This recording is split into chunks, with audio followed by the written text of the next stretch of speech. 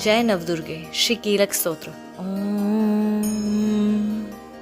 चंडिका देवी को नमस्कार है। मार्कंडेय जी बोले, विशुद्ध ज्ञान ही जिनका शरीर है, तीनों वेद ही जिनके 3 दिव्य नेत्र हैं, जो कल्याण प्राप्ति के हेतु हैं तथा अपने मस्तक पर अर्धचंद्र का मुकुट धारण करते हैं, उन भगवान शिव को नमस्कार है। मंत्रों का जो अभिकीलक है, अर्थात मंत्रों की सिद्धि में विघ्न उपस्थित करने वाले शाप रूपी कीलक का जो निवारण करने वाला है, उस सप्तशती स्तोत्र को संपूर्ण रूप से जानना चाहिए। यद्यपि सप्तशती के अतिरिक्त अन्य मंत्रों के जप में भी जो निरंतर लगा रहता है, वह भी कल्याण का भागी होता है। उसके भी उच्चाटन आदि कर्म सिद्ध होते हैं तथा उसे भी समस्त दुर्लभ वस्तुओं की प्राप्ति हो जाती है।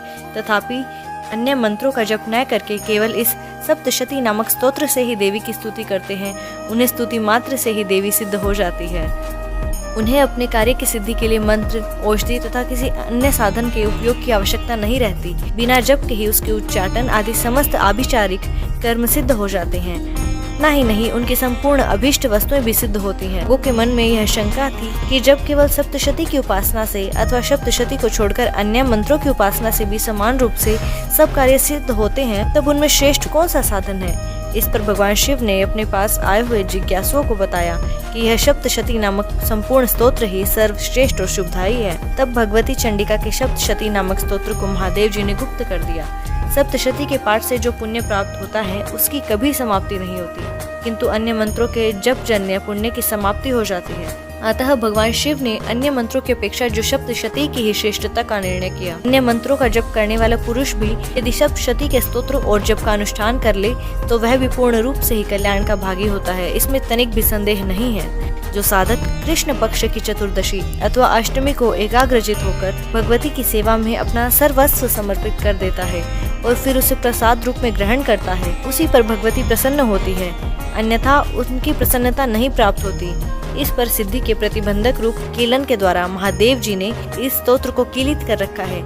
जो ऊपर बताई गई विधि से निष्कीलन करके इस सप्तशती स्तोत्र का प्रतिदिन स्पष्ट उच्चारण पूर्वक पाठ करता है, वह मनुष्य सिद्ध हो जाता है, वही देवी का पार्षद होता है और वही गंधर्व भी होता है। सर्वत्र विचरते रहने पर भी इस संसार में उसे कहीं भी भय नहीं होता। वह अकाल मृत्यु के वश में नहीं पड़ता और देह त्यागने के बाद मोक्ष प्राप्त कर लेता है। अतः कीलन को जानकर उसका परिहार करके ही सप्तशती पाठ आरंभ करें। जो ऐसा नहीं करता उसका नाश हो जाता है। इसलिए कीलन और निष्कीलन का ज्ञान प्राप्त करने पर ही यह स्तोत्र निर्दोष होता है और विद्वान पुरुष का इस निर्दोष स्तोत्र का ही पाठ आरंभ करते हैं। स्त्रियों में जो कुछ भी सौभाग्य आदि दृष्टिगोचर होता है, वह सब देवी के प्रसाद का ही फल है। अतः इस कल्याणदायक स्तोत्र का जप हमेशा करना चाहिए। इस स्तोत्र का मंद स्वर में पाठ करने पर कम फल की प्राप्ति होती है और उच्च स्वर के पाठ करने से पूर्ण फल की सिद्धि प्राप्त होती है। अतः उच्च स्वर से ही उसका पाठ आरंभ करना चाहिए। जिनके प्रसाद से ऐश्वर्य, सौभाग्य, आरोग्य, संपत्ति, शत्रु का नाश और मोक्ष की भी सिद्धि होती है, उन कल्याणदायी जगदम्बा की स्तुति मनुष्य क्यों नहीं करते। जय माता दी।